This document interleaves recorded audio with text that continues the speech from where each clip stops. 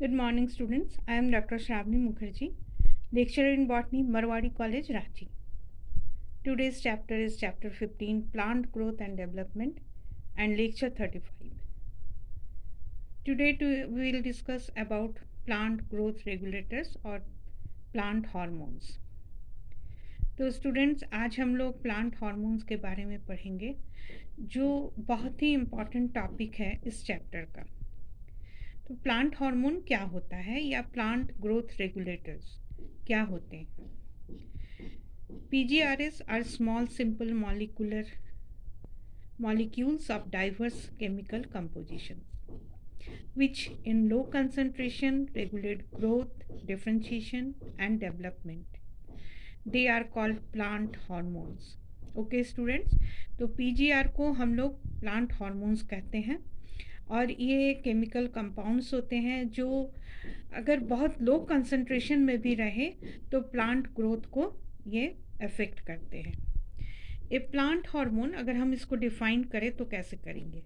A plant hormone is a chemical substance produce naturally in plants which in translocated to another region for regulating one or more physiological reactions when present in low concentration. तो plant hormone क्या है? ये एक chemical substance है जो plant naturally produce करता है अपने बॉडी में। ये एक ऑर्गन में प्रोड्यूस्ड होता है और दूसरे जगह में ट्रांसलोकेट होके वहाँ पर अपना इफेक्ट दिखाता है, ठीक है। और इसकी ज़रूरत एक बहुत कम परसेंटेज में होती है। Based on functions, plant PGR divided in 2 groups. तो अगर हम फंक्शंस के ऊपर में लेते हैं तो प्लांट PGR जो कई तरह के होते हैं, यानी प्लांट ग्रोथ रेगुलेटर या प्लांट हार्मोन्स जो भी कहिए आप, ये 2 ग्रुप में हम इसको बांट देते हैं। किस पर बेस करके? तो इनके फंक्शन के ऊपर बेस करके। पहला ग्रुप है involved in growth promoting activities like cell division, cell enlargement, flowering, fruiting and seed formation.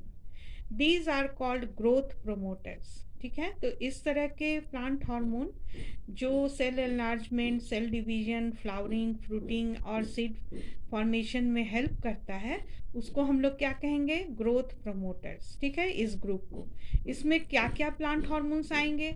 Auxin, gibberellins and cytokinins, ठीक है। ये तीनों का नाम आप याद कर लेंगे। दूसरा ग्रुप है, this group of PGR is involve in various growth inhibiting activities, ठीक है। अब ये क्या है? ठीक उसका उल्टा है, क्योंकि ये ग्रोथ को चेक करता है। प्रोलॉन्ग डॉर्मेंसी, जैसे एग्जाम्पल में देखिए, abscission of leaves, flowers, fruits. जहाँ पर डॉर्मेंसी हमको प्रोलॉन्ग चाहिए, यानी ज़्यादा दिन तक डॉर्मेंट रखना है, वहाँ पर हम इस हार्मोन को यूज़ करेंगे तो डॉर्मेंसी ज़्यादा मिलेगा। एब्सिशन क्या होता है? कि गिर जाना। किसका? लीव्स का, फ्लावर्स का, फ्रूट्स का। तो अगर हमको किसी भी प्लांट से उसके फ्रूट्स को निकाल देना है, लीव्स को निकाल देना है, फ्लावर्स को निकाल देना है, तो हम इस तरह के हार्मोन को यूज़ करेंगे, ठीक है। Response to winding and stresses, जब वुंडिंग होता है, स्ट्रेस होता है प्लांट को, तो भी ये रेस्पॉन्स करता है। अब स्टूडेंट्स, इसका नाम क्या है? एब्सिसिक एसिड, आप याद रखेंगे, ठीक है। ABA, abscisic acid. Ethylene gaseous PGR fit both groups. तो इथिलीन एक दूसरा PGR है जो गैस के फॉर्म में पाया जाता है और ये दोनों ग्रुप में ही काम करता है। Okay students,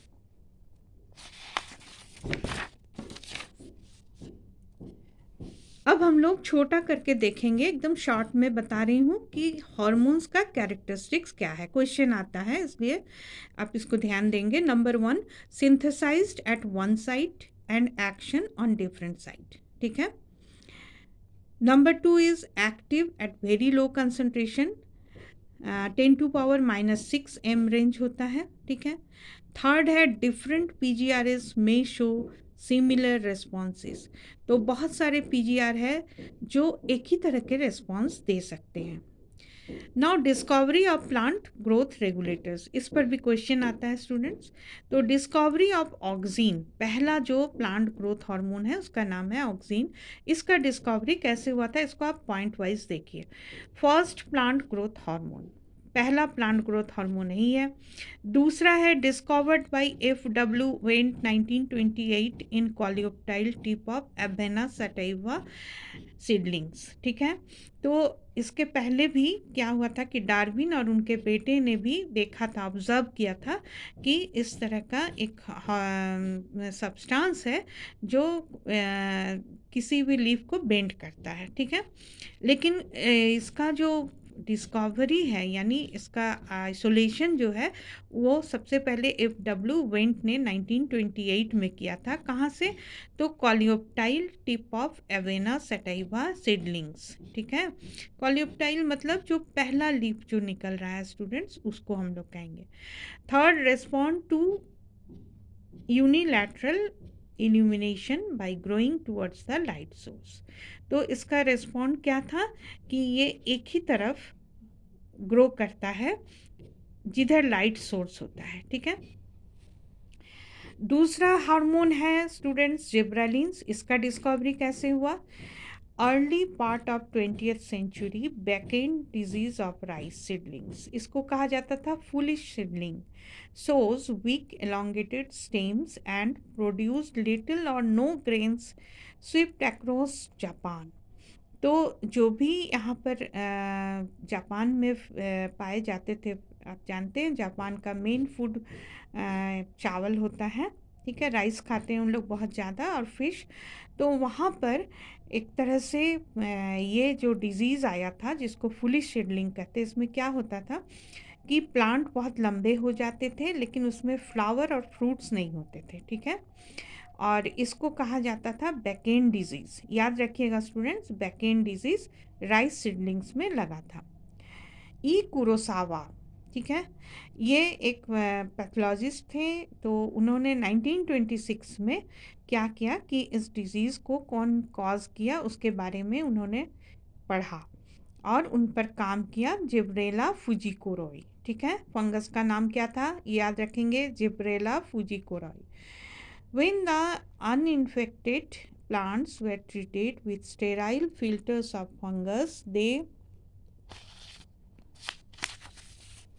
showed the appearance of symptoms। अब इसको समझिए स्टूडेंट्स कि जो स्टेराइल फिल्टर्स बना, किसका, स्टेराइल मतलब जिसमें बैक्टीरिया है ही नहीं, तो बैक्टीरिया कॉज कर रहा था डिजीज़ को। अगर हम उससे बैक्टीरिया को फ्री कर दें और उस फिल्टर को किसी भी प्लांट में दें, यानी दूसरे जो अनइफेक्टेड प्लांट्स है उसमें दें, तो क्या होना चाहिए कि उसमें वो डिजीज़ नहीं होना चाहिए। ठीक है, लेकिन देखा गया कि सिर्फ बैक्टीरिया के लिए ये डिजीज़ नहीं हो रहा है, ये एक एक्टिव सब्सटेंस है जिसको कहा गया जिब्रेलिक एसिड। ठीक है, तो ये जो है जिसके चलते ये फुलिश डिजीज़ हो रहा था वो बैक्टीरिया एंड जिब्रेलिक एसिड के कॉम्बिनेशन से हो रहा था, तो ये प्लांट को लंबा कर देता था। नाउ अब हम लोग देखेंगे थर्ड डिस्कवरी है, discovery of cytokinins, discovered by F Skoog at all 1955 in USA, who were studied nutritional requirements of tissue cultures derived from tobacco stem. अब उनका क्या काम था एफ स्कूग का कि वो टिश्यू कल्चर में जो न्यूट्रिएंट मीडिया होता है तो उसको वो स्टडी कर रहे थे। ठीक है, और ये न्यूट्रिएंट मीडिया कहाँ से लाया गया था, टोबैको स्टेम से। तो tobacco callus plus oxygen plus east plus coconut milk, callus proliferation. अब देखिए उन्होंने एक कैलस बनाया था टोबैको प्लांट का। स्टूडेंट्स आप जानते हैं कैलस क्या होता है, कैलस एक अनडिफ्रेंशिएटेड मास ऑफ टिश्यूज़ होता है। उसी टिश्यू में बाद में डिफ्रेंशिएशन होकर रूट और स्टेम बनते हैं। ठीक है, तो ये टिश्यू कल्चर में ये इस प्रोसेस को किया जाता है। तो कैलस में जब ऑक्सीन प्लस ईस्ट दिया गया, और कोकोनट मिल्क दिया गया तो देखा गया कि कैलस का ग्रोथ बहुत ज़्यादा हो रहा है। अब देखिए यहाँ लिखा हुआ है कैलस प्रोलिफरेशन। प्रोलिफरेशन का मतलब है कि development. Skoog it all 1965 gave the term cytokinins for that compound. तो कोकोनट मिल्क में देखा गया कि एक कंपाउंड है जो कैलस के डेवलपमेंट में यानी उसमें ज़्यादा से ज़्यादा जो है सेल डिवीजन करने के लिए ये रिस्पॉन्सिबल है। ठीक है, इस तरह से साइटोकाइनिन का डिस्कवरी हुआ। Now the fourth is discovery of abscisic acid. Certain substances of plant origin interfered with auxin responses. The hormone identified as abscisic acid and first isolated by Adicott et al. 1967 from cotton balls. तो कुछ ऐसा substance था जो auxin के response में भी काम कर रहा था, तो उसको कहा गया कि ये एब्सिसिक एसिड है और इसको किन्होंने किया था? एडिकॉट इट ऑल। ठीक है, इसमें कॉटन बॉल्स में किया गया था। Now the fifth is discovery of ethylene. The first merchants involved in the fruit merchants involved in shipping and storing fruits and used kerosene lamps and hay to hasten color development. क्या किया था कि fruit merchants, तो जो fruit seller होते थे, वो shipping के टाइम में फ्रूट्स को स्टोर करते थे, एक जगह से दूसरे जगह ले जाते थे, तो केरोसिन लैम्प को यूज़ करते थे और हे को यूज़ करते थे जिससे कलर डेवलपमेंट में देर हो। ठीक है,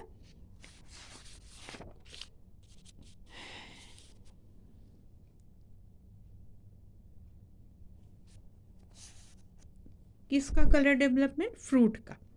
they also aware that ripened fruits accelerate the ripening of other fruits stored nearby. वो ये भी जानते थे कि अगर पके हुए फल को हम कच्चे फल के पास रख देंगे नज़दीक में तो ये फल जो है वो खराब हो जाएगा। इस तरह से इसका डेवलपमेंट हुआ। कजिन्स ने किया कि कुछ वोलाटाइल सब्सटेंस है जो राइपेंड ऑरेंज से निकलते हैं और राइपनिंग में बनानास को हेल्प करते हैं। इस तरह से ये आर गेन ने प्रोवाइड किया कि ये एक तरह का वोलाटाइल सब्सटेंस है जो गैसियस होता है और यही है पीजीआर इथिलीन। ठीक है, ओके स्टूडेंट्स, इतना आप याद कर लेंगे। Thank you students.